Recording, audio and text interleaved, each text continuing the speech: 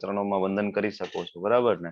Okay, Shri Shri Radha ગોવિંદજીના ચરણોમાં વંદન કરીએ અને તમારું બધાનું સ્વાગત છે ઇસ્કોન મેંગલુરુ શ્રી શ્રી રાધા ગોવિંદ ટેમ્પલ તરફથી લેવલ 2 ના 8મા અધ્યાયના પાર્ટ 2 માં મને ખૂબ આનંદ થાય છે તમને બધાને આવકારતા, અને તમારું જે ધૈર્ય છે, તમારો જે નિશ્ચય છે એ જાણીને મને ખૂબ આનંદ થાય છે કે તમે કન્ટિન્યુટી જાળવી રહ્યા છો. અને લેવલ 2 ની અંદર 45 પાર્ટિસિપન્ટની સ્ટ્રેન્થ એ ખૂબ સારું કહેવાય.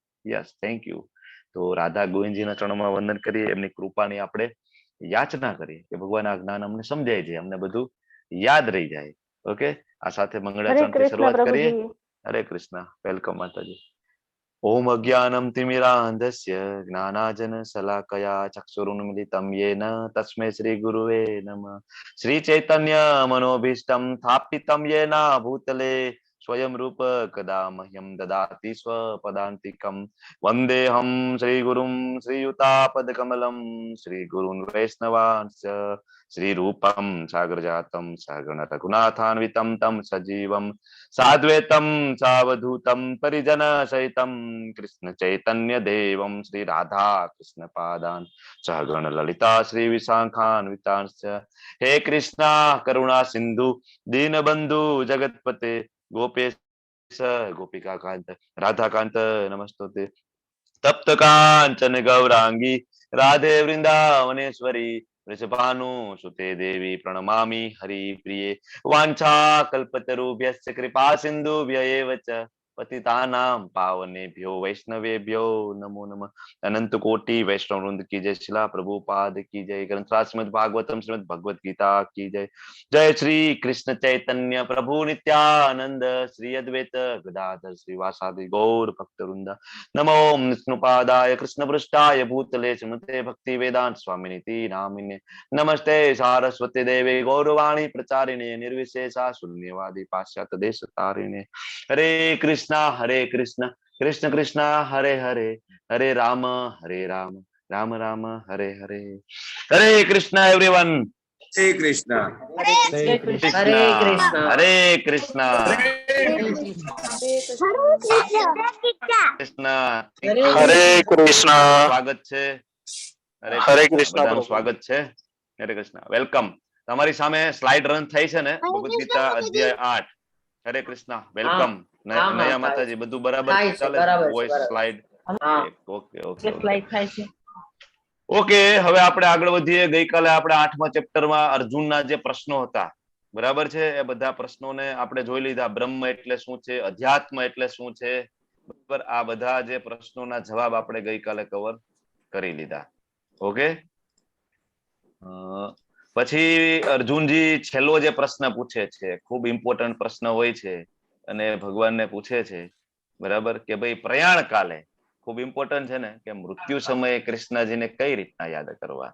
ઘણા બધાને પ્રશ્ન થાય, ભગવાન તમને મૃત્યુ સમયે અમે કઈ રીતના યાદ રાખીએ? અમે ખૂબ ભક્તિ કરીએ છીએ, ખૂબ સેવા કરીએ છીએ, ખૂબ ભોગ લગાડીએ છીએ, પણ ભગવાન મૃત્યુ સમયે તમે યાદ રહેશો કે નહીં?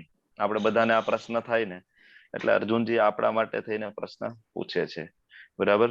તો એ એક પ્રશ્નના જવાબમાં ભગવાન આખું ચેપ્ટર છે એ રન કમ્પ્લીટ આખું એક ચેપ્ટર એના માટે આપે છે, પ્રયાણ કાલે, બરાબર છે. તો ભગવાને પેલા 2 શ્લોકમાં, 3જા અને 4થામાં મોટા ભાગના પ્રશ્નોના જવાબ આપી દે છે, અને પછી 5મા શ્લોકમાં અંતકાલે ચમામ એવા સ્મરણ મુક્ત કલેવરમથી ભગવાન છે એ મૃત્યુ સમયે કૃષ્ણને કઈ રીતના યાદ કરવાના, અથવા મૃત્યુ સમયે કૃષ્ણજીને જો યાદ કરીએ તો ગતિ શું થાય, એ આપણને સમજાવે છે. આપણે આ બધું ગઈકાલે જોઈ ગયા છીએ, બરાબર. પછી આપણે આગળ 6થા શ્લોકમાં જોયું હતું કે જે લોકો કૃષ્ણને મૃત્યુ સમય યાદ નથી કરતા, આવા પણ હોય ને, ગમે એટલું જ્ઞાન આપો તો પણ એને ખબર ના પડે, તો એ લોકોની ગતિ શું થાય છે. તો એમાં આપણે ભરત રાજાનું વાર્તા, મતલબ ઘટના, શ્રીમદ ભાગવતમની સાચી ઘટના આપણે જોયેલી હતી.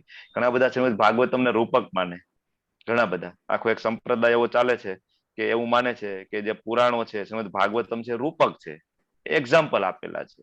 વિચાર કરો, પરીક્ષિત મહારાજ પાસે ખાલી 7 દિવસનો સમય હોય તો એવા રૂપક સાંભળવા માટે થોડી બેસે સુખદેવ ગોસ્વામી, બરાબર, સુખદેવ ગોસ્વામી પાસે. તો આવા પણ માણસો છે, કારણ કે એની બુદ્ધિ નથી કે ભાગવતમને સમજી શકે. ભાગવતમની અંદર અમુક એવી ઘટનાઓ છે કે જે આ ગ્રહની નથી, આ બ્રહ્માંડની નથી, બરાબર, વૈદિક સમયની છે, અથવા ઉચ્ચ કોટીના બીજા ગ્રહની ઘટનાઓનું પણ વર્ણન છે ભાગવતમની અંદર. તો એને સમજાતી નથી એટલે એવું કે રૂપક છે, બરાબર. પછી આગળ વધીએ, આપણે મામ અનુસ્મર ઉપર કાલ ખૂબ લાંબી ચર્ચા કરેલી હતી કે ભગવાનને આપણે કઈ રીતના યાદ રાખવાના, મામ અનુસ્મર આપણે કઈ રીતના કરવાનું. આપણે ઘણું બધું કામ કરીએ છીએ, બરાબર, વર્ક ઇઝ વર્શિપમાં આપણે બધા માનવા વાળા છીએ, પણ ભગવાન કે છે કે મામ અનુસ્મર કરી અને પછી ભલે તમે તમારું નિયત કર્મ કરો, યુદ્ધ કરો, આ બધું જોઈ લીધું, બરાબર. પછી કઈ રીતના ભગવાનમાં આપણે મન લગાડીશું એ પણ આપણે જોઈ લીધું. અભ્યાસ આપણે કરશું તો પછી ભગવાનનું ચિંતન કઈ રીતના થશે તો આપણે બધું જોયું હતું. ભગવાન કવિમ છે, પુરાણમ છે, અનુશાસિતરમ છે, અણ્યો અને આમ સમ છે, બરાબર, આ બધું જોઈ લીધું કૃષ્ણજી વિશે. શિવજી શું કે છે, બ્રહ્માજી શું કે છે, આ જોઈ લીધું આપણે. પછી આપણે યોગ મિશ્ર ભક્તિ આપણે ગઈકાલે જોઈ. આપણા ભક્તો માટે તો ભગવાન કે છે કે અંતકાલે ચમામેવ, ખાલી મૃત્યુ સમય મને યાદ કરશો તો તમે મારા ભાવને પામશો. પણ ઘણા બધા એવા પણ છે જેને યોગમાં ઇન્ટરેસ્ટ છે, તો ભગવાન એ યોગ મિશ્ર ભક્તિ જેમની છે, બરાબર, એમની ગતિ શું થાય છે એ ભગવાન આપણને ઘણા બધા શ્લોકમાં સમજાવે છે કે પ્રાણને બે ભ્રમરોની વચ્ચે લોકો સ્થિર કરે છે, મનને હૃદયમાં પરમાત્મામાં સ્થિર કરે છે, ઓમકારનું ઉચ્ચારણ કરે છે, બરાબર છે. તો એ રીતે એ ગતિને પામી શકે છે. પણ ભગવાન આગળ કે છે કે ખૂબ અઘરું છે. પછી આપણા માટેનો ખૂબ ઇમ્પોર્ટન્ટ શ્લોક છે, ભગવાન 8.14 આપણને આપે છે, બરાબર. જેમાં ભગવાન શું કે છે, અનન્ય ચેતા, બરાબર, કે જે લોકોની ચેતનામાં હું જ છું, ઓનલી કૃષ્ણ, બીજું કોઈ નથી, બરાબર. કે જે લોકો સતત મને યાદ કરે છે, સ્મરતિ નિત્યસઃ તસ્યાહમ સુલભ, એના માટે હું એકદમ સુલભ છું. મતલબ ભક્તોએ ચિંતા કરવાની જરૂર નથી. મને પ્રાપ્ત કર્યા પછી ભૌતિક યોગીઓ, બરાબર, ભગવાન એ કહે છે કે સંસાર કેવો છે, દુઃખાલયમ અશાશ્વતમ. આપણને એમ થાય કે અહીંયા મજા છે, ખૂબ આનંદ છે, પણ એના જે મેન્યુફેક્ચરર છે, જેમને સંસાર બનાવેલું છે ને, એમ કે છે કે ભાઈ અહીંયા તો દુઃખાલયમ છે, અશાશ્વતમ છે, બરાબર. પછી ભગવાન આપણને કાલે સમજાવ્યું કે કદાચ ગમે એટલા ઉચ્ચ લોક હોય ને, બ્રહ્મલોક કેમ ના હોય, અને નીચલો કહેવાય કે એકદમ નીચેનું લોક કેમ ના હોય, નરક લોક, તો પણ ત્યાં વારંવાર કહેવાય ને જન્મ મૃત્યુના ચક્કર ચાલુ રહે છે, બધા દુઃખોના સ્થાન છે. ભગવાન આપણને સમજાવે છે. તો ગઈકાલે આપણે આટલું કવર કરેલું હતું, બરાબર. હવે આપણે 8.17માં શ્લોક થી આગળ કન્ટિન્યુ કરવાના છીએ. તો હવે અહીંયા થોડી કેલ્ક્યુલેશન આવે છે. તમે બધા કાળ લેવલ 1માં તમે બધા ભણી ગયા છો. બ્રહ્માજીના આયુષ્યના સાપેક્ષે આપણે કાળને જોયેલો હતો, બરાબર છે. તો અહીંયા ભગવાન કે છે કે માનવીય ગણના અનુસાર 1000 યુગ મળીને બ્રહ્માજીનો એક દિવસ થાય છે. વળી તેમની રાત્રિની અવધિ પણ એટલી છે. આ એક સમય મર્યાદા બતાવે છે કે બ્રહ્માજીનો એક દિવસ એટલે કેટલો, 1000 યુગ. પણ અહીંયા એક્ઝેક્ટલી 1000 દિવ્ય યુગ. અહીંયા યુગનો અર્થ થાય છે દિવ્ય યુગ. જયેન્દ્ર પંચાલજીનો પ્રશ્ન હતો આના ઉપર, મને કેલ્ક્યુલેશન કરીને મોકલેલું હતું એક વખત, બરાબર. તો પછી મેં થોડું ડીપ સ્ટડી કરી જોયું તો પ્રભુપાદજી નીચે લખે છે એકચ્યુઅલી દિવ્ય યુગ છે કે 4 યુગ ભેગા થાય. તમને બધાને ખબર છે 4 યુગનો એક દિવ્ય યુગ થાય. 4 યુગ કયા કયા છે? હરે કૃષ્ણ, 4 યુગ કયા કયા છે? જેને આવડે અનમ્યુટ કરીને બોલી જાવ. ચલો. સતયુગ, ત્રેતાયુગ, દ્વાપર અને કલયુગ. એક્ઝેક્ટલી, સાચી વાત છે. Thank you. બધાને ખ્યાલ છે. મતલબ તો એ ચારેય યુગ ભેગા થાય ને એટલે એને કહેવાય દિવ્ય યુગ, બરાબર. હવે એવા 1000 દિવ્ય યુગ મળે ને એટલે ખાલી બ્રહ્માજીનો એક દિવસ થાય છે, એક જ દિવસ, બરાબર છે. તો 4 યુગ, સતયુગ, ત્રેતા, દ્વાપર અને કળિયુગ, બરાબર. આના 1000 આવર્તન થાય. સતયુગની અવધિ, બરાબર, આપણે નીચેથી ચાલુ કરીએ તો આપણે કળિયુગ જોયો હતો 4,32,000 વર્ષ. એના ઉપર દ્વાપર યુગ આવે એના કરતા ડબલ, બરાબર, 8,64,000, બરાબર. એનાથી આપણે આગળ જઈએ તો ત્રેતા 12,96,000 અને એનાથી આગળ જઈએ તો સતયુગ, બરાબર, 17,28,000 વર્ષ. આપણે જોયું હતું આ બધું. હવે આ ચારેય યુગનો ખાલી આપણે સરવાળો કરીએ તો 43,20,000 વર્ષ થાય. એટલે એક દિવ્ય યુગ 43,20,000 વર્ષ. હવે આને ગુણ્યા તમે 1000 કરો. આવા જે દિવ્ય યુગ છે એને તમે 1000 કરો તો ખાલી બ્રહ્માજીનો એક દિવસ થયું. અને આટલી જ લાંબી બ્રહ્માજીની રાત છે. આપણે કાલ જયારે ભણ્યા ત્યારે આપણે જોયું હતું, બરાબર, કે આવા જે 4 દિવ્ય યુગ છે એવા 14 જયારે બરાબર એવા 71 દિવ્ય યુગ થાય ને ત્યારે એક મનુનું આયુષ્ય થાય છે. અથવા એક મનુ, એક જે કાળ, જે સમયનું જે માપદંડ છે મનુ, બરાબર. તો એક મનુ થાય 71 દિવ્ય યુગ. અને આવા જયારે 14 મનુ જયારે થાય ને ત્યારે બ્રહ્માજીનો એક દિવસ થાય છે.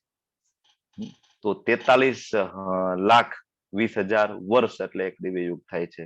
બરાબર. તો આવી રીતના આ બધું નિરંતર ચાલે છે. આ જે 4 યુગ છે દિવ્ય યુગ, એનું 1,000 વાર આવી રીતના આવર્તન થાય ત્યારે એક બ્રહ્માજીનો દિવસ થાય. આવું બ્રહ્માજી છે આવા એક દિવસ, તો એવા 30 દિવસ એક મહિનાના, અને આવા 12 મહિના, ત્યારે બ્રહ્માજીનું એક વર્ષ થાય. આવું બ્રહ્માજી 100 વર્ષ જીવે છે.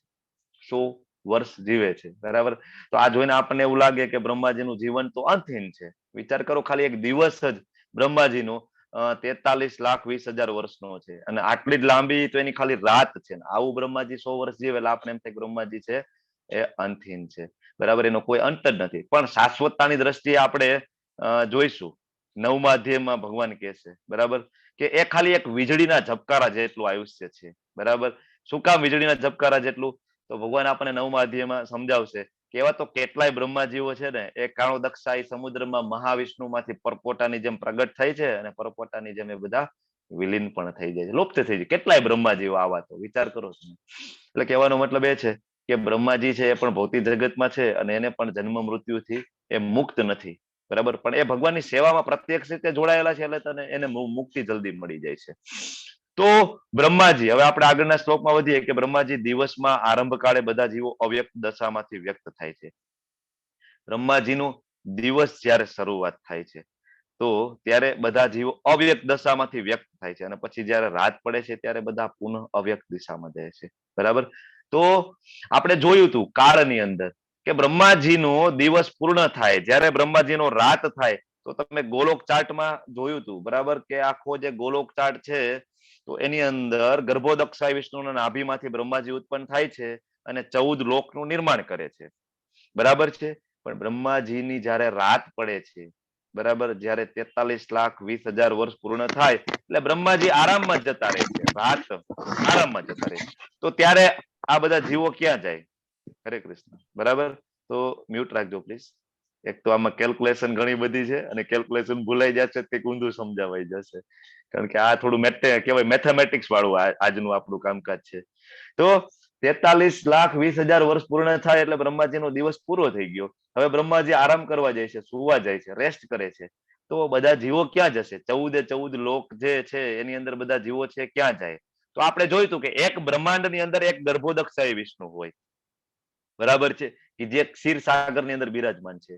તો એ ગર્ભોદક્ષાય જે વિષ્ણુ ગર્ભોદક સમુદ્રની અંદર, ગર્ભોદક સમુદ્રની અંદર જે બિરાજમાન છે, તો એ ગર્ભોદક જે ઓશનની અંદર બિરાજતા ગર્ભોદક્ષાય વિષ્ણુમાં એ બધા જીવો જે 14 લોક છે ને, એમાં પ્રવેશ કરી જાય છે. બરાબર. કારણ કે અત્યારે મેનેજમેન્ટ કરવા વાળું કોઈ છે નહીં. પછી જયારે બ્રહ્માજી ઉઠે એટલે ક્યારે? આખી રાત પૂરી થાય, 43,20,000 વર્ષ પૂરા થાય, આખી રાત એની પૂરી થાય. બરાબર. બરાબર. અથવા તો 1,000 દિવ્ય યુગ પૂરા થઈ જાય. 4 યુગ એનું એક દિવ્ય યુગ, ને આવા 1000 દિવ્ય યુગ પૂરા થાય ત્યારે બ્રહ્માજી ઉઠે છે સવારમાં આરામથી.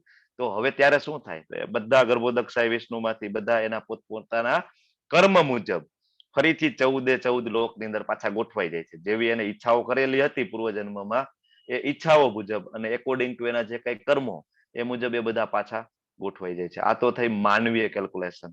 બરાબર છે. દેવોની કેલ્ક્યુલેશન હજી આમાં અલગ હોય છે, કારણ કે આપણા જે 6 મહિના થાય તો દેવોનો એક દિવસ છે, અને આપણા 6 મહિના બીજા તો દેવોની રાત થાય. આપણા એક વર્ષમાં દેવોનો એક દિવસ થાય છે, દિવસ રાત થાય છે. આપણે જે મકર સંક્રાંતિ ઉજવીએ છીએ, જાન્યુઆરી મહિનામાં જયારે મકર સંક્રાંતિ આવે, તો મકર સંક્રાંતિ થી એટલે જાન્યુઆરી થી જુલાઈનો જે પીરિયડ છે ને, એને ઉત્તરાયણ કહેવાય. અને ઉત્તરાયણ જે છે એ દેવતાઓનો દિવસ છે. એ જે 6 મહિના છે દેવતાઓનો દિવસ છે. ઓગસ્ટ મહિનાથી ડિસેમ્બર મહિના સુધી, એટલે લગભગ જુલાઈ મિડ થી ડિસેમ્બર સુધી દક્ષિણાયન કહેવાય. બરાબર છે. દક્ષિણાયન. તો દક્ષિણાયન છે એ દેવતાઓની નાઇટ છે. તો હમણાં આપણે જોઈશું આનું આપણે શું કામ સમજવું છે, ઉત્તરાયણ ને દક્ષિણાયન ને શું કામ સમજવું પડશે આપણે. આ યોગીઓ માટે જરૂરી છે, આપણા માટે જો કે આ બહુ જરૂરી નથી આ બધું જાણવું. ક્યારે મૃત્યુ થશે, ભગવાન આ બધા મૃત્યુના સમય આપણને આમાં કહેવાના છે. ઘણા બધા આપણા વડવાઓ કહેતા હોય ને, એનું તો બહુ સારું મૃત્યુ થયું. હા, સવારમાં એનું મૃત્યુ થયું, મંગળા આરતી થતી હતી, આહાહા, ઉત્તરાયણનો સમય હતો. બરાબર. તો એ ક્યાંથી એ બધું નોલેજ આવે છે? એ ભગવદ્ ગીતામાંથી આવે છે. બરાબર. પછી હવે વારંવાર જયારે બ્રહ્માજીનો દિવસ ઉદય પામે છે ત્યારે બધા જીવો પ્રગટ થાય છે, બ્રહ્માજીની રાત શરૂ થાય છે, તેઓ અસહાયપણે નાશ પામે છે. હમણાં આપણે આગળ જોયું, બ્રહ્માજીની રાત થાય એટલે બધા ગર્ભોદક્ષાય વિષ્ણુની અંદર જતા રહે. બરાબર. પણ પછી આ તો થઈ ગયું કે હવે બ્રહ્માજીની રાત થઈ ગઈ તો બધા ગર્ભોદક વિષ્ણુમાં જતા રહ્યા. પણ તમે મને એક કહો કોઈ કે બ્રહ્માજીનું આયુષ્ય પૂર્ણ થશે તો બધા ક્યાં જશે જીવો? બ્રહ્માજી જ જતા રહ્યા, બ્રહ્માજી ડેથ, તો બધા ક્યાં જશે? હરે કૃષ્ણ. વિનાશ થશે. વિનાશ થશે તો બધા પાપ કર્મ કરે ને છેલ્લે વિનાશ થઈ જાય એટલે બધાની ગતિ એક જ થઈ ગઈ માતાજી. એન્જોય કરો બધાનો છેલ્લે તો વિનાશ જ થવાનો છે. બધા જીવો એમના કર્મ પ્રમાણે પૃથ્વી પર પાછો અવતાર લે છે. નહીં, બ્રહ્માજી જ નથી અત્યારે. Brahmaji is death. મહાવિષ્ણુ પાસે હરે કૃષ્ણ. મહાવિષ્ણુમાં જાય છે. જો ગર્ભોદય વિષ્ણુમાં સમાવેશ છે. કર્ણોદકશાહી વિષ્ણુમાં જો તમે સમજો, ગર્ભોદક વિષ્ણુ હવે છે જ નહીં. શું કામ નથી? કારણ કે બ્રહ્માજી જ નથી. બરાબર છે. એટલે આને કહેવાય મહાપ્રલય.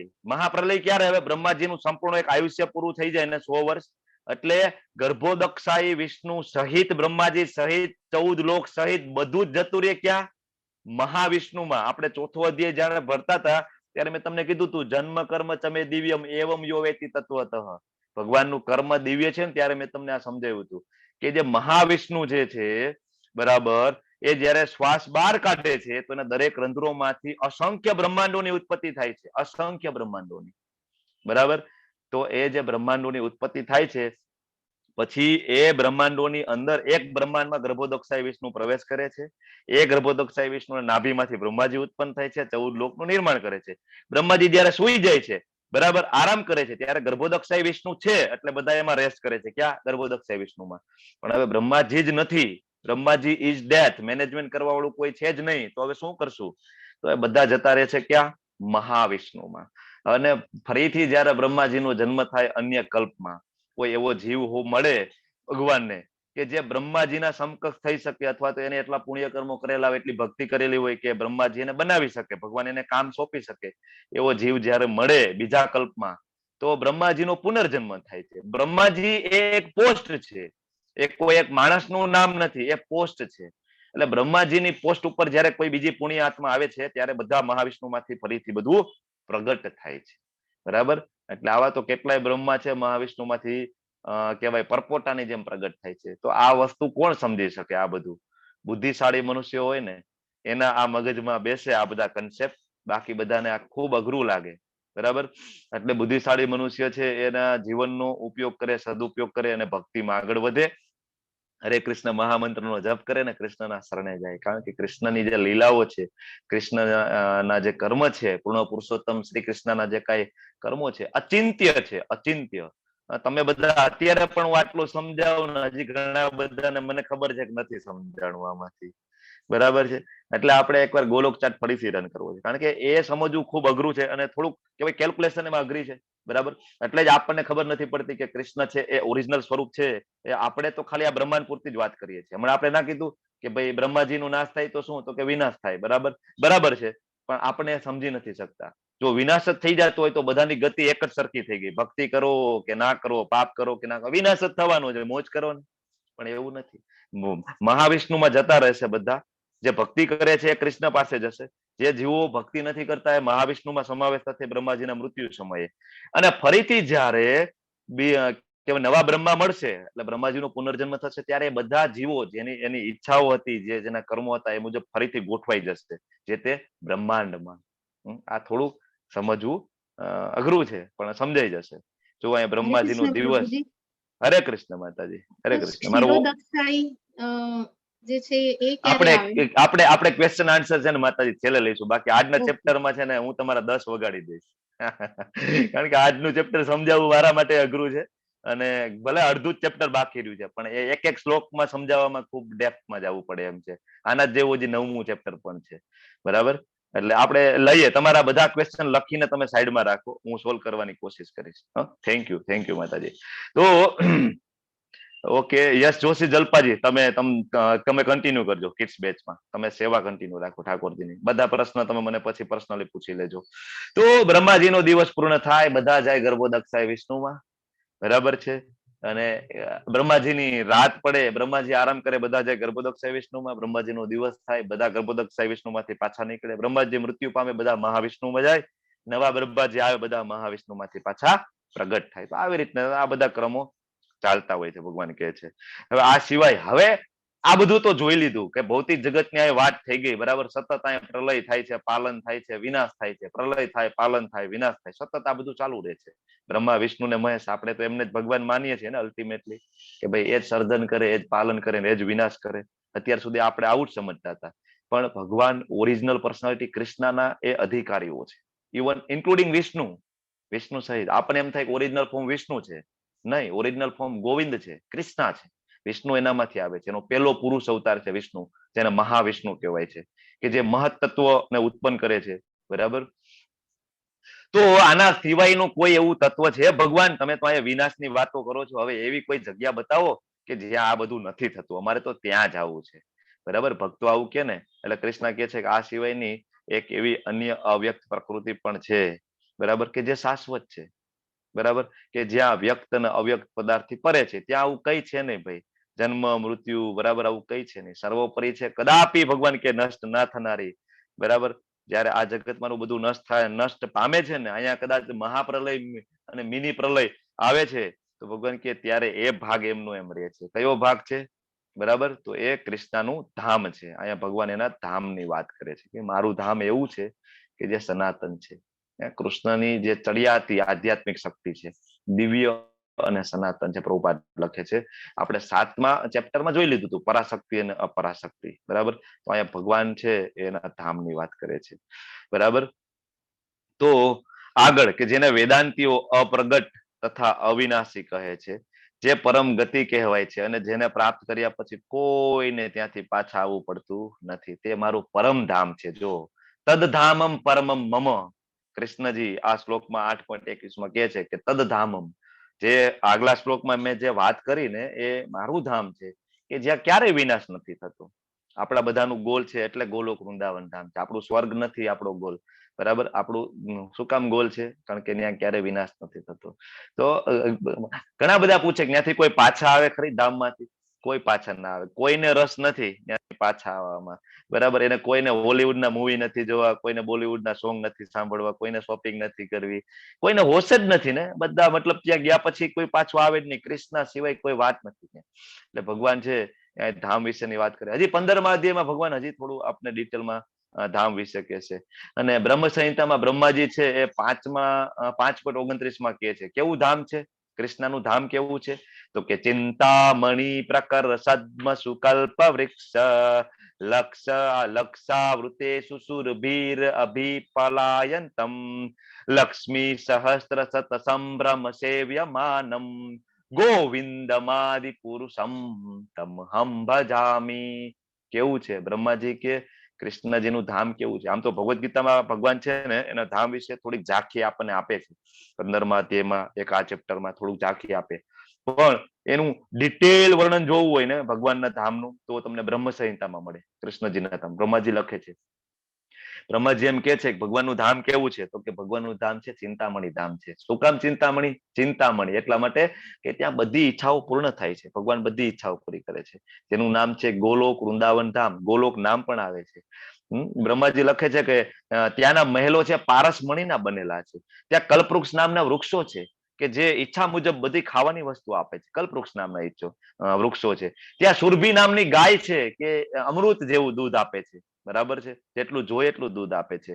અને લક્ષ્મી સહસ્ત્ર સતત સંભ્રમ સેવ્યમાનમ, કે ત્યાં કૃષ્ણની લાખો લક્ષ્મીઓ, સહસ્ત્ર સત, એવું નહીં કે એક જ લક્ષ્મી સેવા કરે છે, લાખો લક્ષ્મીઓ છે કૃષ્ણની સેવામાં લાગેલા છે, બરાબર. અને કે છે કે બ્રહ્માજી કે જે સર્વ કારણોના કારણ છે, ગોવિંદમ આદિ પુરુષમ, સર્વ, બરાબર, ગોવિંદમ આદિ પુરુષમ તમહમ ભજામી, હું એવા ગોવિંદને ભજું છું કે જે સર્વ કારણના કારણ છે. દિવ્ય પુરુષ છે, સર્વ અધિક આકર્ષક છે. બ્રહ્માજી આગળ લખે છે કે એના નેત્ર કેવા છે? કમળ પાખડી જેવા એના નેત્ર છે. એનો દેહ કેવો છે? મેઘ વર્ણ સમાન દેહ છે. એકદમ મોહક છે. કેટલા મોહક છે? કંદર્પ કોટી કમનીય વિશેષ શોભમ. કંદર્પ કોટી, કોટી એટલે કરોડો, કંદર્પ એટલે કામદેવ, કરોડો કામદેવને મોહિત કરે ને એવું કૃષ્ણનું કહેવાય સૌંદર્ય છે. મોહિત એટલે ગમે એને મોહિત કરી દે, બરાબર. ગળામાં માળા છે, પિત્તાંબર પહેરેલા છે, મોરપીંછ ઉપર લગાડેલું છે, બરાબર. તો આટલું ડિટેલ વર્ણન તમને બ્રહ્મ સંહિતામાં મળે, બરાબર. કહેવાનો મતલબ ભગવાનના ધામથી કઈ ચડિયાતું છે નહીં. બરાબર. તો અહીંયા આપણે જે વૃંદાવન ધામ જોઈએ છીએ, ઉત્તર પ્રદેશમાં આવેલું છે. બરાબર. એની પ્રતિકૃતિ છે. એ સમયે જયારે કૃષ્ણજી જયારે લીલા કરવા આવેલા ને, તો એ વ્રજ છે એ 84 માઇલ વિસ્તારમાં ફેલાયેલું હતું. આપણે તો અત્યારે નાનું એવું વૃંદાવન એક કહેવાય ને કે સિટી, એક ગામડા જેવું જોઈએ છીએ, પણ વ્રજ 84 માઇલ, 1 માઇલ એટલે આઈ થિંક 2.5-3 કિલોમીટર થાય. બરાબર.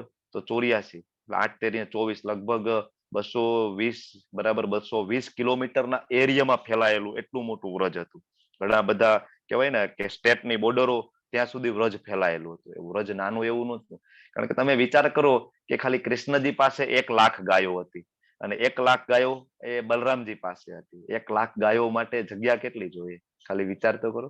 તો કેવડું મોટું વ્રજ હશે. ઓકે. તો તમને સુંદર વર્ણન મળે બ્રહ્મ સંહિતામાં. હવે ભગવાન આગળ કહે છે કે જેઓ સૌથી મહાન છે તે પૂર્ણ પુરુષોત્તમ. અહીંયા એની પોતાની વાત કરે છે. બરાબર. પૂર્ણ પુરુષોત્તમ પરમેશ્વર અનન્ય ભક્તિ દ્વારા પ્રાપ્ત થાય છે. જો રસ્તો શું છે ભાઈ એ ધામમાં જવાનું, તો ભગવાન આપણને વારંવાર કહે છે અનન્ય ભક્તિ, અનન્ય ભક્તિ. બરાબર. તેઓ પોતાના ધામમાં વિદ્યમાન છે, તેમ છતાં તેઓ સર્વત્ર વ્યાપેલા છે અને તેમની અંદર બધું જ સ્થિર છે. ભગવાન એના ધામમાં છે, તમે તમારી સામે ફોટો જોવો છો, છતાંય સર્વત્ર વિદ્યમાન છે. કઈ રીતના? ભગવાન એનો વિસ્તાર કરે છે. મહાવિષ્ણુ પુરુષ અવતાર, પહેલો પુરુષ અવતાર મહાવિષ્ણુ. બરાબર. એનો વિસ્તાર કરી દે ગર્ભોદક્ષાય વિષ્ણુ, અને કહેવાય અનંત બ્રહ્માંડો, અસંખ્ય બ્રહ્માંડો ઉત્પન્ન કરે મહાવિષ્ણુ. દરેક બ્રહ્માંડમાં એક ગર્ભોદક્ષાય વિષ્ણુ હોય છે. બરાબર. એ મેનેજ કરતા હોય છે બધા. તો બરાબર. તો આ બધું મેનેજમેન્ટ કોણ કરે છે? અલ્ટિમેટલી કૃષ્ણ કરે છે, એના વિસ્તારો દ્વારા. બરાબર. એમના અંશ અવતારો દ્વારા, એમના પૂર્ણ અવતારો દ્વારા. તો સર્વત્ર વ્યાપેલા છે, એમની અંદર બધું સ્થિત છે. બધું કૃષ્ણની અંદર જ છે. બરાબર. મહાવિષ્ણુ માંથી અંદરમાંથી જ બધું આવે છે. એટલે બધું કૃષ્ણની અંદરથી આવે છે. ભૌતિક જગત ગમે એટલું મોટું હોય તો કૃષ્ણમાંથી આવે છે. બરાબર. તો અહીંયા સ્પષ્ટ લખે છે. બરાબર. કે જે લોકો ધામમાં જાય ને એ લોકો કોઈ પાછા આવતા નથી. હવે જ્યાં સુધી આ કહેવાય કે ભૌતિક જગતનો સંબંધ છે, તો કૃષ્ણ છે એ હંમેશા એના નિત્ય નિવાસ એનો છે એના ધામની અંદર. પ્રભુપાદ લખે છે કે એનો નિત્ય નિવાસ છે એ એના ધામમાં છે. બરાબર. તો ભગવાન સર્વત્ર વ્યાપેલા કઈ રીતના છે? અહીંયા કે છે સર્વત્ર વ્યાપેલા છે, અને કૃષ્ણ એના નિત્ય નિવાસ એનું ભૌતિક ધામમાં છે. તો કઈ રીતના? તો આપણે 7મા ચેપ્ટરમાં જોયું હતું, પરા અને અપરાશક્તિ. તો ભગવાન છે એની પરાશક્તિ અને એની અપરાશક્તિ દ્વારા સર્વત્ર ફેલાયેલા છે. આ શ્લોકની અંદર એક ઇમ્પોર્ટન્ટ શબ્દ આવે છે ભક્ત્યા, કે જે ભક્તિ જે શબ્દ છે ને ખૂબ જ ઇમ્પોર્ટન્ટ છે. ખૂબ ઇમ્પોર્ટન્ટ છે કે ભગવાન કહે છે કે ખાલી ભક્તિ, ઓનલી ભક્તિ દ્વારા બીજો કોઈ જ ઓપ્શન નથી. અનન્ય ભક્તિ હોય તો જ તમે કૃષ્ણને પ્રાપ્ત કરી શકો છો. 8.22 ભગવાન ક્લિયર કટ કહે છે. સેમ વસ્તુ તમે કહેવાય ગોપાલ તાપની ઉપનિષદ છે, એની અંદર પણ આ રેફરન્સ તમને મળે કે પરમધામની અંદર પૂર્ણ પુરુષોત્તમ એક જ છે, જેનું નામ કૃષ્ણ છે. ઉપનિષદમાં પણ લખે છે, પણ ઘણા બધા એને ફોલો કરતા નથી. બરાબર. ત્યાં સુધી લખે છે કે અત્યંત કૃપાળુ છે અને એમની શક્તિથી સર્વત્ર વિદ્યમાન છે. બરાબર છે. આગળ વધીએ તો આપણે જોયું આ ભગવાનના ધામનું વર્ણન છે. કેવું છે? સંપૂર્ણ પ્રકૃતિ છે, શાશ્વત છે. બરાબર. અચૂક છે. ભગવાનનું ધામ છે. અમર્યાદિત ત્યાં આનંદ છે. બધી ઈચ્છાઓ પૂર્ણ કરે છે. આપણે જોયું ને. બરાબર. કહેવાય કલ્પવૃક્ષની જેમ, ચિંતામણીની જેમ ખૂબ આકર્ષક છે. ભૌતિક આંખોથી અપ્રગટ છે. આપણે આ ઇન્દ્રિયોથી ત્યાં પહોંચી શકતા નથી, કે આપણે કૃષ્ણને જોઈ નથી શકતા આ ઇન્દ્રિયોથી. પ્રગટ અને અસ્પષ્ટ. બરાબર. કહેવાય કે ગુણાતીત છે. સર્વોચ્ચ સ્થળ છે અને પાછા આવવાની જગ્યા નથી. ત્યાંથી કોઈ પાછું આવતું નથી. હવે અમુક સર્વોચ્ચ પ્રાપ્ત કરવામાં ભક્તિની જે સર્વોચ્ચતા છે, એ ભગવાન આગળના વિભાગમાં આપણને સમજાવે છે કે અમુક યોગ દ્વારા પણ ત્યાં જવાની ઈચ્છા ધરાવતા હોય છે. તો ભગવાન હવે યોગ મિશ્ર ભક્તિ ફરીથી ચાલુ કરે છે. આપણે ગઈકાલે પણ જોયું હતું ને, યોગ મિશ્ર ભક્તિ એટલે શું? બરાબર. ફરીથી અહીંથી ચાલુ કરે. જો હવે શું કે છે કે હે ભરત શ્રેષ્ઠ, જે કાળે જગતમાંથી વિદાય લેતા યોગીને પુનર્જન્મ પ્રાપ્ત થાય છે, અને જે કાળે વિદાય લેતા પુનર્જન્મ પ્રાપ્ત થતો નથી ને, એવા વિભિન્ન કાળ વિશે હવે હું તને કહું છું. તો ભગવાનના ધામમાં યોગીઓ કઈ રીતના જઈ શકે? આપણી વાત નથી થતી અહીંયા. આપણી વાત આગળ ભગવાને કહી દીધી 8.14 અનન્ય ચેતા, કે જેની ચેતના મારામાં સ્થિર છે, તો અર્જુન એના માટે હું સુલભ છું. એને આ બધી ચિંતા કરવાની જરૂર નથી. બરાબર.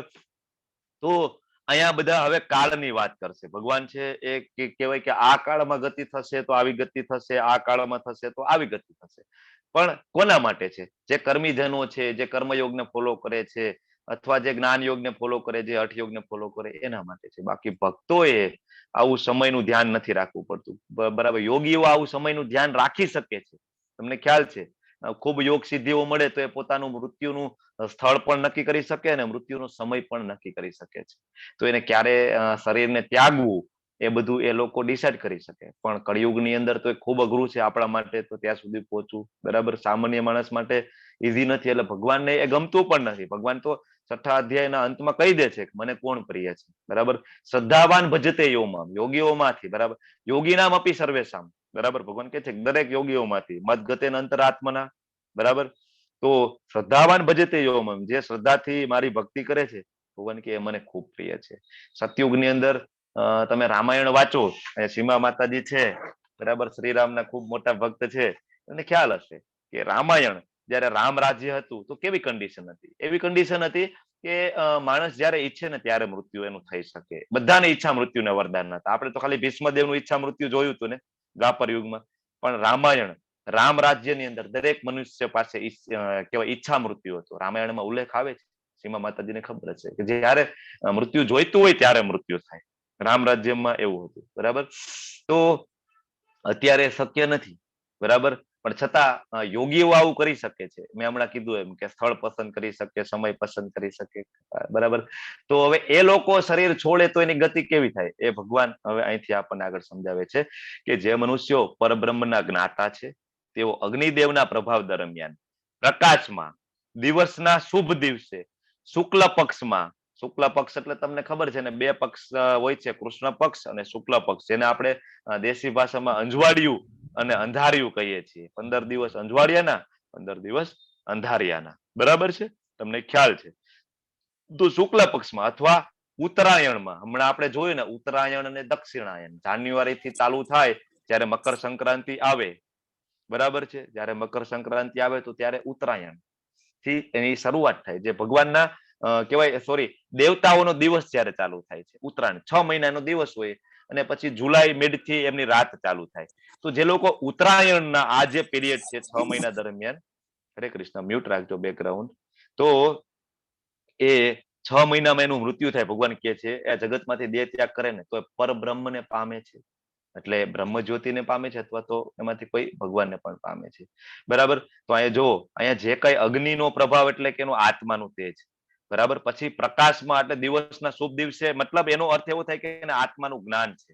બરાબર, શુક્લ પક્ષમાં સૂર્ય ઉત્તરાયણના 6 મહિના, આ બધી વસ્તુ શું સૂચવે છે? તો કે નમ્રતા હોય, ભૌતિક આસક્તિનો ત્યાગ કરેલો હોય, ઈચ્છા ઉપર નિયંત્રણ હોય, ક્રોધનો નાશ હોય, આવું બધું હોય અને દેહનો ત્યાગ કરે તો એ કહેવાય કે બ્રહ્મને પામે છે. બરાબર, તો આ આપણે અહીંયા યોગીઓ માટેની વાત છે કે જે લોકો યોગારૂઢ છે. આપણે જોયું હતું ને 6ઠા અધ્યાયની અંદર યોગારૂઢ અને યોગ રૂરુક્ષુ. તો જે લોકો યોગારૂઢ છે, યોગ ઉપર આરૂઢ થઈ ગયા છે, બરાબર છે, ખૂબ ઉચ્ચ કોટીના યોગીઓ છે, બરાબર, એ આ બધું કરી શકે છે, એના સમય ફિક્સ કરી શકે. પણ સામાન્ય માણસો માટે એ શક્ય નથી. પણ જે લોકો કૃષ્ણ ભાવનામૃતમાં સ્થિત છે, હમણાં ભગવાન આગળ ફરીથી કન્ક્લુડ કરશે કે તમે ચિંતા નહીં કરો. અહીંયા હું તમારી વાત નથી કરતો, અહીંયા હું યોગીઓની વાત કરું છું. યોગ મિશ્ર ભક્તિ યોગની હું અહીંયા વાત કરું છું. ભગવાન કહે છે, એટલે ઘણા બધા ભગવદ ગીતા વાંચે ને તો આવું બધું ઉપાડી લે. બરાબર, કે ભગવાને તો એમ કીધું છે કે આ સમયે મૃત્યુ થાય ને તો સીધા ધામમાં જાય. અરે ભાઈ, તમે પાપ કર્મ કરશો, બરાબર છે, ખૂબ પાપ કરશો અને તો પણ તમારું દિવસ દરમિયાન મૃત્યુ થાય અથવા તો ઉત્તરાયણમાં મૃત્યુ થાય તોય તમને ધામની પ્રાપ્તિ થશે. હે, તો આ બધા ભક્તિ કરે છે બધા સંતો મહંતો, એ આમ કહેવાય કે ખોટા ખોટા કરે છે. એવું બને નહીં, એવું શક્ય નથી. બરાબર, એટલે અહીંયા જો નીચે લખેલું છે કે નમ્રતા, ક્રોધ ઉપર કંટ્રોલ, ક્રોધનો નાશ, ઈચ્છા ઉપર, આ બધું સાથે હોવું જરૂરી છે. ખાલી એ જ સમયે મૃત્યુ થાય એટલે ગતિ થાય એવું નથી. હવે આગળ ભગવાન કહે છે કે ધુમાડો, રાત્રિ, બરાબર, રાત્રિનો કૃષ્ણ પક્ષ કે અંધારિયું, અથવા તો સૂર્ય જયારે દક્ષિણાયનમાં છે, મતલબ કે જયારે દેવતાઓની રાત ચાલુ રહે છે, જુલાઈ પછીના જે જુલાઈ થી જાન્યુઆરી સુધીનો જો પીરિયડ છે, એ 6 માસ દરમિયાન કોઈ યોગી મૃત્યુ પામે છે તો એ ચંદ્રલોકમાં જાય છે, પરંતુ ત્યાંથી એને પુનઃ પાછું આવવું પડે છે. શું કામ? કારણ કે ચંદ્રલોક છે એ ટેમ્પરરી છે, એ પરમેનન્ટ નથી. શ્રીમદ ભાગવતમના 3જા સ્કંદની અંદર કપિલ મુનિ છે એનો ઉલ્લેખ કરે છે કે પૃથ્વી ઉપર તમે ખૂબ સકામ કર્મો કરો, ખૂબ મોટા કર્મકાંડ કરો, ખૂબ મોટા હવન કરો, યજ્ઞ કરો, તો તમે મૃત્યુલોક પછી તમે તમારી ગતિ ચંદ્રલોકમાં થાય. બરાબર. સેમ આનું આ સ્ટેટમેન્ટ તમે ગરુડ પુરાણ વાંચો ને તો એમાં જે પિતૃલોકનું જે વર્ણન આવે છે ને એ પિતૃલોક એકચ્યુઅલી ચંદ્રલોક ઉપર છે, ચંદ્ર ઉપર છે. હવે આપણને એમ થાય કે આપણા તો બધા ચંદ્રયાન મોકલે છે અને ત્યાં તો કઈ જોવા નથી મળતું, બરાબર.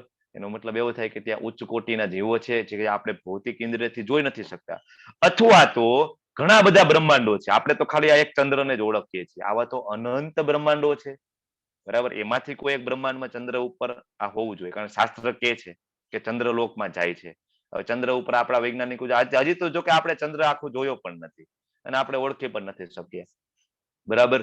તો અહીંયા જે કઈ ગણના છે અથવા જે કઈ કેલ્ક્યુલેશન ભગવાન આપે છે મૃત્યુ એ યોગી માટે આપે છે, બરાબર છે. મગજની કડી નહીં કરવાની આપણી. હરે કૃષ્ણ, મ્યુટ રાખજો please. Hare Krishna. Okay Krishna. તો અહીંયા બધા કેલ્ક્યુલેશન આપે છે. ચંદ્રલોક એ ઉચ્ચ શ્રેણીના જીવો ત્યાં રહે છે, પણ આપણે આપણી ઇન્દ્રિયો દ્વારા જોઈ શકતા નથી. પણ અલ્ટિમેટલી તો ચંદ્રલોકમાં જવાનો ફાયદો શું ભગવાન કે આવું પડશે પાછું પુનઃ. તો વૈદિક મત અનુસાર આ જગતમાંથી પ્રયાણ કરવાના બે માર્ગ છે, આપણે જોઈ લીધું. બે માર્ગ છે, એક તો શુક્લ પક્ષ છે, બરાબર, આ કહેવાય અંજવાળિયું છે, અને બીજું કૃષ્ણ પક્ષ છે એટલે કે અંધાર્યું છે. જ્યારે મનુષ્ય પ્રકાશમાં પ્રયાણ કરે છે એટલે કે અંજવાળિયામાં પ્રયાણ કરે છે તો પાછો નથી આવતું, પણ મનુષ્ય અંધકારમાં પ્રયાણ કરે છે તો એ પાછો આવે છે.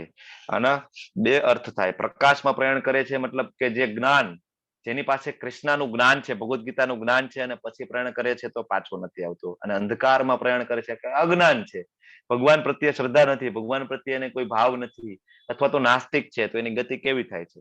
જન્મ મૃત્યુ જરા વ્યાધિના ચક્કરમાં સતત એ લોકો ફેરા રાખતા હોય છે, બરાબર છે.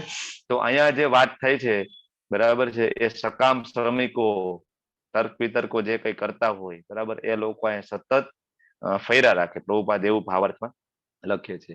હે અર્જુન, જો કે ભક્તો આ બંને માર્ગોને જાણે છે. હવે જો આપણા માટે સ્ટેટમેન્ટ આપી દે છે, આટલું બધું આપણે સમજી લીધું ને, બરાબર, બ્રહ્માજીના દિવસ જોઈ લીધા, બ્રહ્માજીનું રાત જોઈ લીધું, ઘણું બધું આપણે જોઈ લીધું, ગર્ભોદક્ષાય વિષ્ણુમાં જાય, પણ હવે આ બધા કેલ્ક્યુલેશનમાં આપણે પડવાની બહુ જરૂર નથી ને આપણે આ બધી બહુ ચિંતા નથી કરવાની. કૃષ્ણ પોતે આપણને કહે છે અહીંયા, શું કહે છે કે જો કે ભક્તો આ બંને માર્ગોને જાણે છે છતાં તેઓ મોહગ્રસ્ત થતા નથી, માટે તું સદા ભક્તિમાં સ્થિર રહે.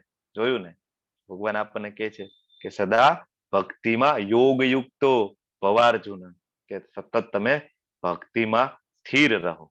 શિલા પ્રભુપાદની જેમ આપણે ભક્તિમાં રહીએ તો આપણે ધીમે ધીમે પહોંચી શકીએ. એટલે મતલબ આગળ જે કઈ કેલ્ક્યુલેશન આપણને અત્યાર સુધી ભગવાન આપે છે, ઉત્તરાયણ છે, દક્ષિણાયન છે, ધુમાડો છે, રાત્રિ છે, પ્રકાશ છે, અજવાળિયું છે, અંધાર્યું છે, બરાબર, વોટ એવર, એ બધું યોગીઓ માટે છે.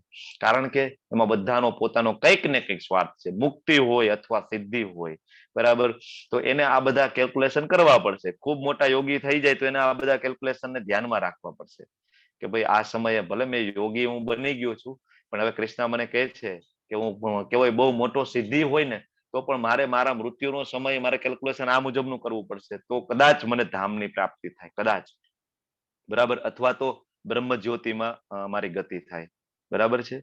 પણ જે લોકો ભક્તિમાં સ્થિર છે એને કઈ ચિંતા કરવાની જરૂર નથી. કૃષ્ણ બહુ ક્લિયરલી કહે છે, બરાબર. અને સેમ આપણે જોઈ લીધું 6થા અધ્યાયના 49મો શ્લોક છે, એમાં ભગવાન કહે છે ને, શ્રદ્ધાવાન ભજતે યોમામ, દરેક યોગીઓમાંથી મને કયો યોગી પ્રિય છે. એટલે જ્યાં જ્યાં યોગી શબ્દ આવે ને તો એનો મતલબ એવો નહીં કે ત્યાં યોગીનો અર્થ ખાલી અષ્ટાંગ યોગી વાળા યોગી થાય છે, બરાબર. શ્લોક મુજબ યોગીનો અર્થ થાય. ઘણી બધી જગ્યાએ યોગીન એ શબ્દ આવે તો ત્યાં ભક્તિ આપણે લેવી પડે. ઘણી જગ્યાએ યોગીનો અર્થ થાય છે અષ્ટાંગ યોગી, બરાબર, જે તપસ્વીઓ છે એ અર્થ લેવો પડે. યોગી એટલે બધા યોગ આવી ગયા એમાં, ભક્તિ યોગ આવી ગયો, જ્ઞાન યોગ આવી ગયો, કર્મ યોગ આવી ગયો. તો આપણને કોણ સમજાવે? જે ભગવાનના શાશ્વત ભક્ત છે એ આપણને સમજાવે કે એક્ઝેક્ટલી યોગીનો અર્થ ક્યાં, કઈ જગ્યાએ કયો યોગીનો લેવાનો છે અર્થ.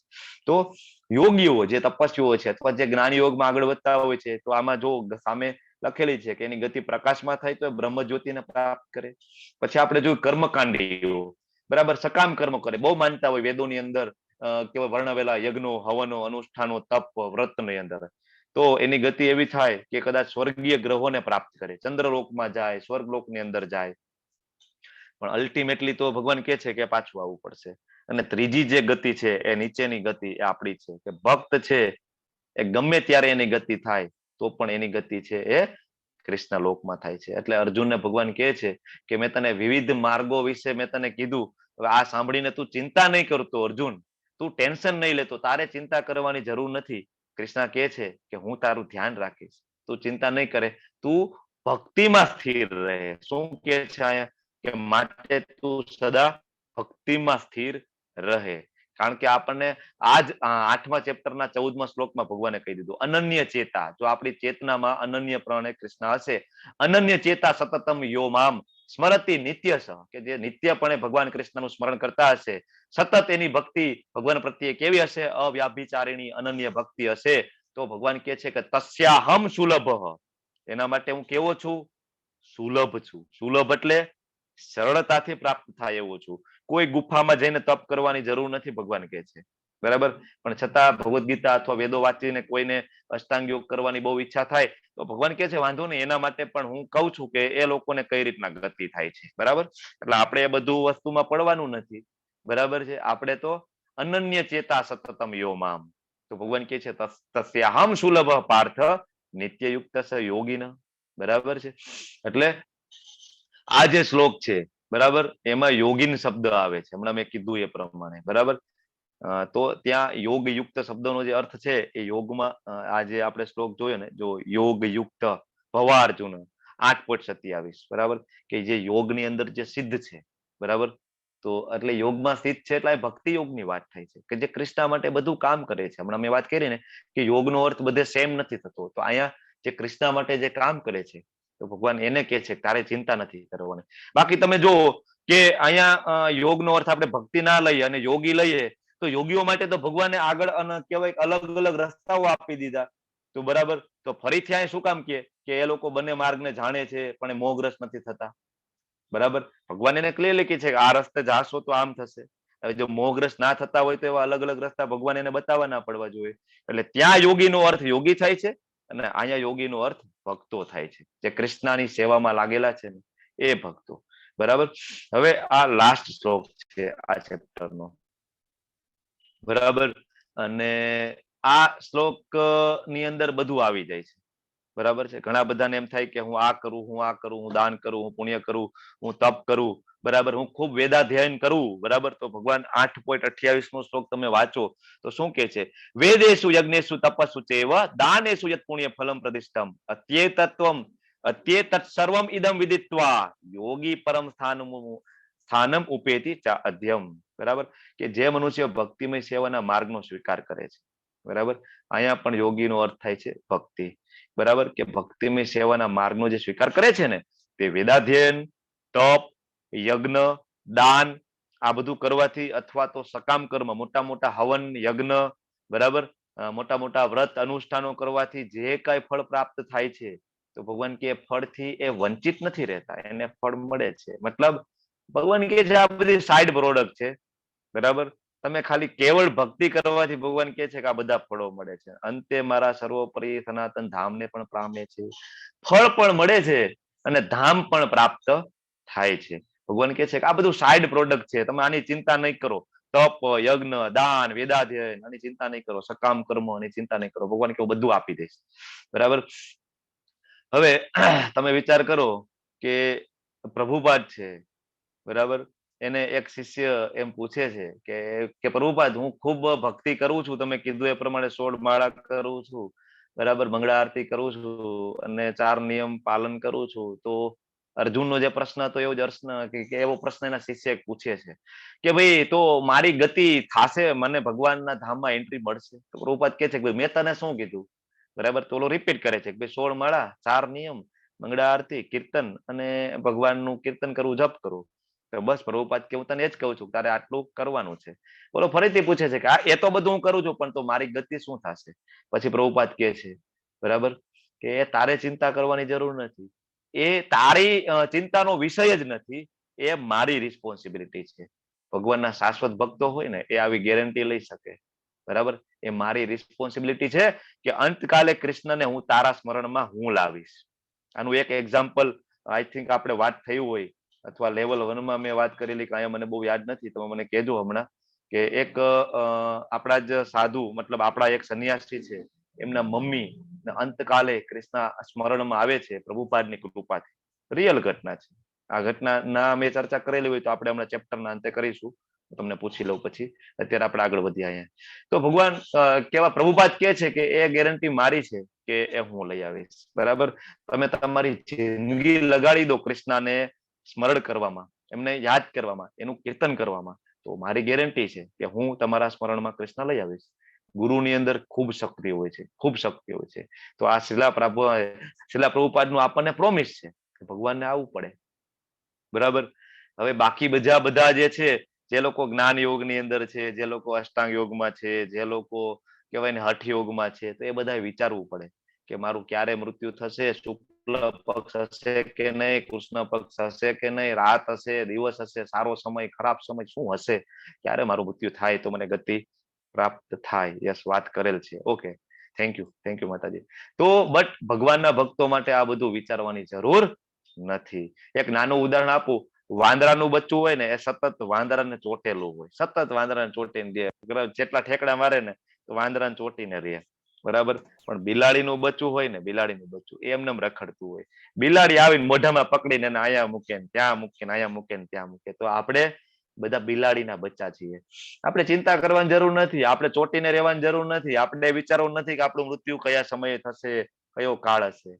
આપણને તો આ રીતના ઉપાડી અને મૂકી દેશે. કોણ મૂકશે? શિલા પ્રભુપાદજી અથવા તો ભગવાન સ્વયં.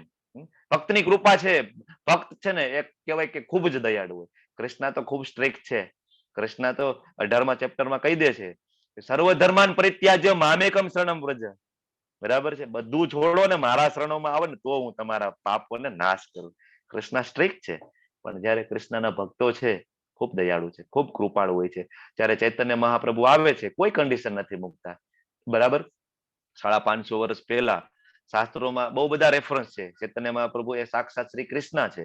તો શ્રી કૃષ્ણ જયારે કળિયુગમાં આવે છે ફરીથી, તો એ કે છે કે કઈ વાંધો નહીં, મેં બહુ બધી કન્ડિશનો આપેલી છે પણ તમે પૂરી નથી કરી શકતા, તો હું પોતે ભક્ત અવતારમાં આવું છું અને તમને કહેવાય ને એકદમ સરળ રસ્તો આપું છું કે હરે કૃષ્ણ મહામંત્રનો તમે જપ કરો.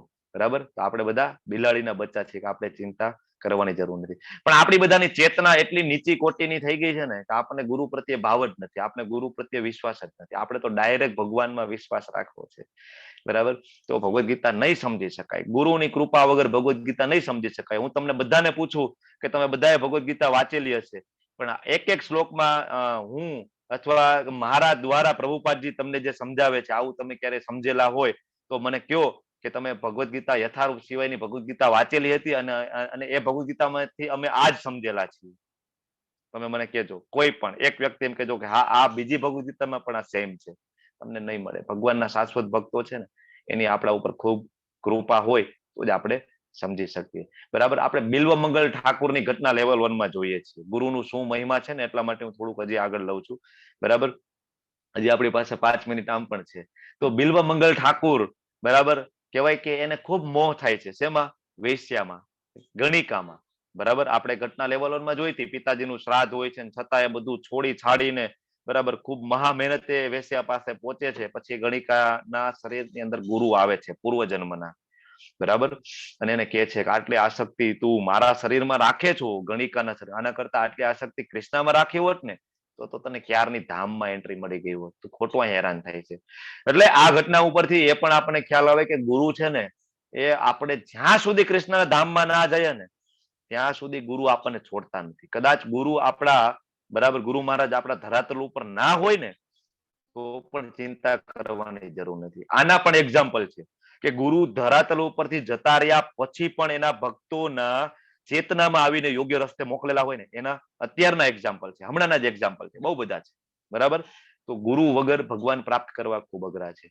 બરાબર. એના ઉદાહરણ હજી તમને હું આપું તો પ્રહલાદ મહારાજ. બરાબર. પ્રહલાદ મહારાજને નરસિંહદેવ પ્રાપ્ત થાય છે. કોની કૃપાથી? નારદજીની કૃપાથી. પ્રહલાદ મહારાજ જયારે ગર્ભમાં હોય ને ત્યારે નારદજી આવે છે, એની માતાને ભગવાન વિશેનું જ્ઞાન આપે છે. ત્યારે નારદજી છે જ્ઞાન સાંભળે, સોરી, પ્રહલાદ મહારાજ જ્ઞાન સાંભળે છે. નારદજીની કૃપા થાય છે. ધ્રુવ મહારાજ જે છે, બરાબર, એમના દાદા બ્રહ્માજી જેવું સામ્રાજ્ય જોતું હોય છે અને જાય છે ઘર છોડીને. તરત ભગવાન કોને મોકલે છે? નારદજીને મોકલે છે, ભક્તને મોકલે છે. નારદજી એમને જ્ઞાન આપે છે, મંત્ર આપે છે. ઓમ નમો ભગવતે વાસુદેવાય અને નારાયણની પ્રાપ્તિ થાય છે ધ્રુવ મહારાજને. સબરીબાઈ, તમે રામાયણમાં વાંચતા હશો, સબરીબાઈ બરાબર રાહ જોવે છે કે મારા રામ આવશે, મારા શ્રીરામ આવશે. કોણે એને કીધું હોય છે કે શ્રીરામ આવશે? સબરીબાઈ છે એ કોઈ સામાન્ય સ્ત્રી નથી કે જંગલમાં રહેતી હતી, નહીં, ખૂબ મોટા તપસ્વી હોય છે. એમની સાથે ઘણા બધા મોટા તપસ્વીઓ, મોટા જ્ઞાનીઓ તપ કરતા હોય છે એ જંગલની અંદર, બરાબર. અને એટલા તપમાં એ પાવરદા થાય છે એ બધા તપસ્વીઓ, રામાયણમાં નો ઉલ્લેખ આવે છે કે બધાની ઉચ્ચ લોકમાં ગતિ થઈ જાય છે. બધા વિમાનમાં બેસીને ઉચ્ચ લોકમાં જાય છે, અમુક સત્ય લોકમાં જાય છે, અમુક સ્વર્ગ લોકમાં જાય છે, અમુક ઋષિ લોકમાં જતા રહે છે. પણ સબરીબાઈ રોકાય છે. શું કામ? કારણ કે એના ગુરુ છે માતંગ ઋષિ, એને કહે છે કે સબરીબાઈ તમને શ્રીરામ મળવા આવશે અહીંયા. તો સબરીબાઈ ખાલી એના ગુરુના એક શબ્દ ઉપર વિશ્વાસ મૂકે છે. આપણે હોય તો સબરીબાઈ બહુ બધા વર્ષ સુધી રાહ જોવે છે. મને અત્યારે એક્ઝેક્ટ વર્ષ યાદ નથી એટલે હું કહેતો નથી તમને, પણ બહુ બધા વર્ષો છે. આપણે હોય ને તો એમ કહી દઈએ કે હવે તો પતી ગયું, થોડા હવે આ ગુરુ એ ગોળી પાઈ દીધી, આપણે એમ કહીએ ગુરુ મામા બનાવીને જતા રહ્યા, ચોકલેટ આપીને જતા રહ્યા, કોઈ આવતું નથી શ્રીરામ. બહુ બધા વર્ષો તપસ્યા કરે સબરીબાઈ, પછી શ્રીરામ આવે છે. પણ આવે છે ને તો કોની કૃપા થાય છે? માતંગ ઋષિ કે છે કે શ્રીરામને આવવું પડે તો શ્રીરામ આવે છે, બરાબર છે. પરીક્ષિત મહારાજ, બરાબર, પરીક્ષિત મહારાજને ઈચ્છા થાય છે, જિજ્ઞાસા વ્યક્ત કરે છે કે નહીં, મારે જાણવું છે કૃષ્ણ પાસે જવા માટે. કઈ રીતના? તરત સુખદેવજી ને કેમ મોકલે છે, ભગવાન મોકલે છે સુખદેવજીને, અને તરત એને ધામ કન્ફર્મ કરાવે છે, બરાબર. તો ભક્તની કૃપા આપણા ઉપર થાય ને તો ભગવત ધામની પ્રાપ્તિ થાય, બરાબર. તો આ બધી ચેતના આપણી શુદ્ધ કઈ રીતના થાય? આપણે ગુરુમાં વિશ્વાસ કઈ રીતના બેસે? તમે જેમ જેમ જપ કરશો ને, હું તમને બધાને એટલા માટે કહું છું જપ, કે તમે જેમ જેમ જપ કરશો, જેમ જેમ માળા કરશો ને, એમ તમારી હૃદયની અંદર જે કલમશો છે ને દૂર થશે. મેં આના લાઈવ એક્ઝામ્પલ જોયેલા છે, લાઈવ એક્ઝામ્પલ, કે માણસો બીજા ઘણા બધા સંપ્રદાયમાં કેવાય ઇન્વોલ્વ હોય અને ઘણું બધું કરતું હોય, પણ હરિનામ ના કરતો હોય, જપ ના કરતો હોય, બીજું ઘણું બધું કરતું હોય, પણ એની અંદર એની ડ્યુઅલ પર્સનાલિટી હોય. તમે બહારથી જોવો ને તો તમને ખૂબ કહેવાય ને સંત પુરુષ લાગે, ને અંદરથી જોવો ને તો ઘણા બધા ખરાબ કામમાં ઇન્વોલ્વ હોય. ઘણા બધા સંતો, બરાબર, ન્યૂઝપેપરમાં આવે છે ને, આપણે જોઈએ છીએ ને, ન્યૂઝપેપરમાં કટિંગમાં આવતું હોય છે વારંવાર સંતોના. શું કામ આવે છે? કારણ કે હરિનામનું સતત જપ કરવું, હરે કૃષ્ણ મહામંત્રનો જપ કરવો, બરાબર, મેજિકલ પાવર છે. અંગ્રેજો કઈ મૂર્ખા નહોતા ને. અમેરિકા જાય, ન્યુયોર્કમાં પ્રભુપાદ જાય અને એ બધા અંગ્રેજો એને એલાવ કરે અને બધા હરે કૃષ્ણ મહામંત્ર સ્વીકારે, અને કૃષ્ણને સ્વીકારે, ચૈતન્ય મહાપ્રભુને કૃષ્ણ તરીકે સ્વીકારે. તમને શું લાગે છે એ બધા અંગ્રેજો છે અનએજ્યુકેટેડ હતા? એને કઈ ભાન નહોતી? એવું નહોતું. એ બધા ખૂબ રિસર્ચ કરે છે, ખૂબ રિસર્ચ કરે છે, ખૂબ પ્રેક્ટિકલ એના એક્સપિરિયન્સ કરે છે. અને જો એ બધા હિપ્પીઝ હતા, જે ડ્રગ્સ, મદિરા, વ્યસનો, વ્યભિચાર બધામાં લેપાયેલા હોય એવા અંગ્રેજો, અને તરત હરિનામનું જપ કરતા કરતા કરતા એટલા શુદ્ધ થઈ જાય છે કે બ્રાહ્મણના ગુણો એમાં આવે છે, અને બ્રાહ્મણ કરતા પણ ઊંચા ગુણો વૈષ્ણવોના. શાસ્ત્ર કહે છે બ્રાહ્મણ કરતા પણ ઊંચું પદ છે વૈષ્ણવોનું છે, બરાબર. કારણ કે શુદ્ધ સત્વમાં હોય છે વૈષ્ણવો, બ્રાહ્મણ સત્વમાં આવે છે, સત્વ ગુણમાં. 14મા અધ્યાયમાં આપણે જોશું, બરાબર. તો ગુરુની અંદર આ તાકાત છે કે આપણે કૃષ્ણ પાસે લઈ જાય, બરાબર. હવે આપણે ગુરુના નામમાં વિશ્વાસ ના હોય તો પદ્મ પુરાણની અંદર 10 નામ અપરાધ આવે છે. તમને પુરાણમાં તો શ્રદ્ધા હશે, પદ્મ પુરાણની અંદર 10 નામ અપરાધ આવે છે. એમાં એક નામ અપરાધ એ પણ છે કે જો તમે ગુરુને સામાન્ય માણસ સમજતા હોય ને તો એ નામ અપરાધ છે. એટલે ગુરુને ક્યારે સામાન્ય માણસ આપણે સમજવા જોઈએ નહીં, કારણ કે ભગવાનના અધિકારી છે, ઓથોરાઇઝડ છે ભગવાનના. ઓકે, પ્રભુપાદ જે છે એ જે લોકો બુક ડિસ્ટ્રીબ્યુટ કરતા હોય, પ્રભુપાદ એને ગેરંટી આપે છે તમારી ગોલોકની ટિકિટ હું કન્ફર્મ કરાવીશ. કારણ કે ભગવાન 18મા અધ્યાયમાં કહેશે, તમને બધા લેવલ 1 કરી લીધું છે. ભગવાન કહે છે કે જે મારા જ્ઞાનનો ફેલાવો કરે છે એવો ભક્ત તો મને કહેવાય, એના સિવાય તો મને કોઈ પ્રિય છે જ નહીં, બરાબર. પેલા હતો પણ નહીં, છે પણ નહીં અને હશે પણ નહીં. સૌથી પ્રિય ભક્ત છે કે જે ભગવાનનું જ્ઞાનનો ફેલાવો કરે છે, જે પ્રચાર કરે છે, જે પ્રીચિંગ કરે છે, જે બીજાને ભગવાન પ્રતિ કહેવાય કે જાવામાં રસ્તો મોકળો કરી આપે છે, ભગવાનની સેવા કરવાનો રસ્તો સમજાવે છે. તો ભગવાન કહે છે કે આ ભક્ત મને સૌથી ઉત્તમ અને સૌથી પ્રિય છે. શું કામ? આટલા બધા 150 ટીચરો, 150 ટીચરો, બધા કામ ધંધાઓ કરતા હોવા છતાં બધા હાઈલી એજ્યુકેટેડ છે. એવું કોઈ નથી, બધા નવરા છે, હાઈલી એજ્યુકેટેડ છે. શું કામ? આમાં લાગી પડેલા છે ભગવાનનું જ્ઞાન ફેલાવવામાં, બરાબર. 18મા અધ્યાયના 2 શ્લોકના કારણે, બરાબર. તો ચૈતન્ય મહાપ્રભુ જયારે આવે છે 550 વર્ષ પહેલા, તો એમ કે છે કે ભાઈ મારો સેનાપતિ આવશે. લખે છે ચૈતન્ય ચરિતામૃતમાં કે મારો સેનાપતિ આવશે અને એક વખત આખા વિશ્વની અંદર દરેક શેરીઓમાં હરિનામ નું આંદોલન ચલાવશે, હરિનામ સંકીર્તન યજ્ઞ કરાવશે.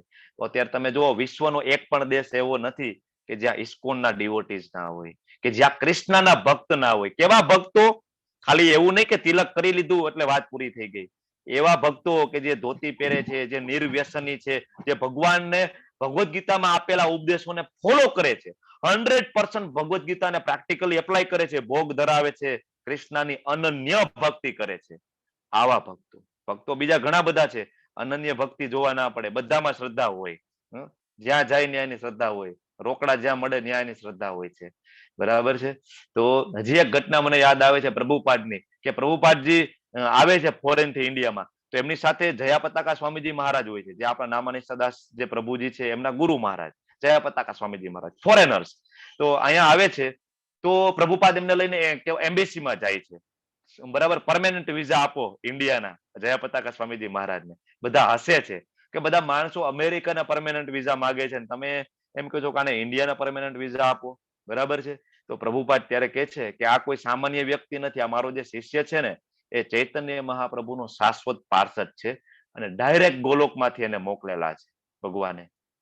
બરાબર. અને હું કહું છું, બરાબર, પ્રભુપાદ કે છે કે હું કહું છું કે આવતા વર્ષોની અંદર ભારતની અંદર આ વિદેશી છોકરો, આ અંગ્રેજ છોકરો છે ને, એના 10,000 શિષ્યો હશે. 10,000 શિષ્યો હોવા ઇસ્કોનના, એ નાની સૂની વાત નથી. કારણ કે ઇસ્કોનની દીક્ષા છે એ ખૂબ અઘરી છે. તમે આગળ આવશો ધીમે ધીમે તમને ખ્યાલ આવશે. 4 બેઝિક પ્રિન્સિપલ ને ફોલો કરવાના, 16 માળા કરવાની, મંગળા આરતી કરવાની, આખું જીવન પરિવર્તિત કરવું પડે, ત્યારે તમને ઇસ્કોનમાં દીક્ષા મળતી હોય છે. તો એના 10,000 શિષ્યો હશે, પ્રભુપાદ કહે છે.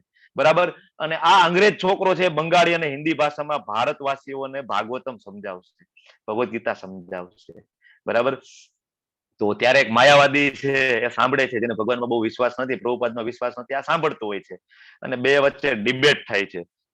અને 4 વર્ષની અંદર જ જયા પતાકા સ્વામીજી મહારાજ છે બહુ બધા ડિસાઇપલ બનાવી લે છે ભારતની અંદર, અને ઓલો માયાવાદી છે પ્રભુપાદના શરણે થઈ જાય છે અને કૃષ્ણના રંગે રંગાઈ જાય છે. આના વિડીયો તમને યુટ્યુબમાં જોવા મળશે આજે ઘટનાના.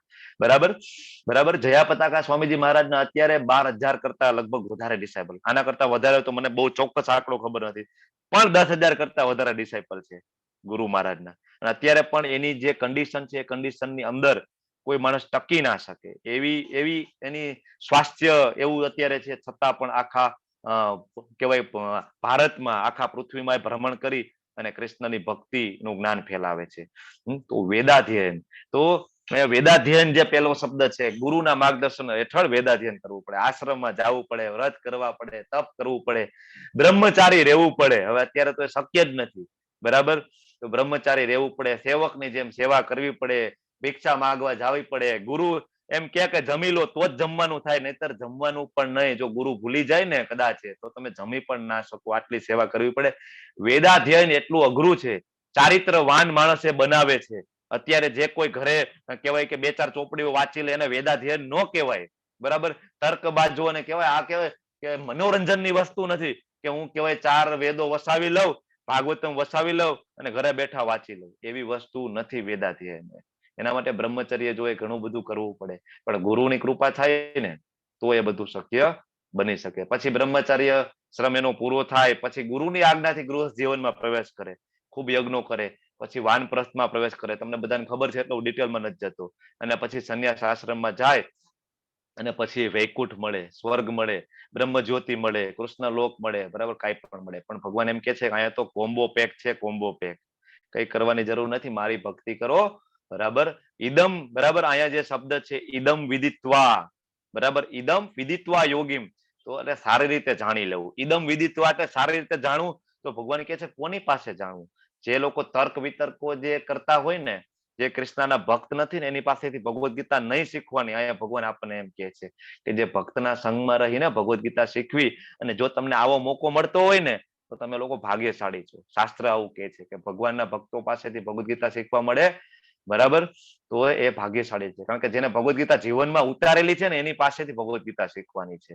ઘણા બધા ભગવદ્ ગીતાઓ ક્લાસ લેતા હોય છે, પછી તમે એને પૂછો ને કે ભાગવતમની અંદર ગજેન્દ્ર મોક્ષની ઘટના આવે છે એ શું છે, તો એ આપણને સમજાવે કે એ તો રૂપક છે, રૂપક ઉદાહરણ છે. ગજેન્દ્ર છે એ આત્મા છે, ઉપર નારાયણ આવે છે એ પરમાત્મા છે, અને નીચે જે મગર જે પકડે છે ભૌતિક જગત છે, અને એમાંથી મુક્તિ થવા માટે પરમાત્માને બોલાવે છે. રૂપક છે, રૂપક. આવી કોઈ ઘટના બનેલી નથી. મૂર્ખાનંદો, ભાગવતમ આખું પુરાણ છે, વેદ વ્યાસજી લખે છે, તમને શું લાગે કે એમાં વાર્તાઓ લખે? અને પરીક્ષિત મહારાજ છે એના 7 દિવસ જીવનના છેલ્લા વધેલા છે, એવી આવા વાર્તાઓ સાંભળવા માટે એનો જીવનનો સમય છે એ વેસ્ટ કરે? આખું ભાગવતમ સાંભળે છે સુખદેવજી પાસેથી. બરાબર. એટલે કેવળ ભક્તો પાસેથી ભગવદ્ ગીતા સમજવી જોઈએ. ઘણા બધા સંપ્રદાયો ચાલે છે કે જે ભાગવતમને ફોલો જ નથી કરતા, એના માટે ભાગવતમ એટલે એક ખાલી વાર્તાની ચોપડી છે. બરાબર. તો આ સાથે આ ચેપ્ટર અહીં પૂર્ણ થાય છે. હરે કૃષ્ણ કૃષ્ણ કૃષ્ણ હરે હરે, રામ હરે રામ, રામ હરે હરે. હરે હરે કૃષ્ણ. હરે કૃષ્ણ. હરે કૃષ્ણ. હરે કૃષ્ણ પ્રભુ. હરે કૃષ્ણ હરે પ્રભુજી. કૃષ્ણ માતાજી. હરે કૃષ્ણ. હવે આપણે એક જોબ કરી લઈએ બધા સાથે મળીને, અને પછી ક્વેશ્ચન આન્સર સેશન લઈ લઈએ. ઓકે. અને માતાજી તમે રેકોર્ડ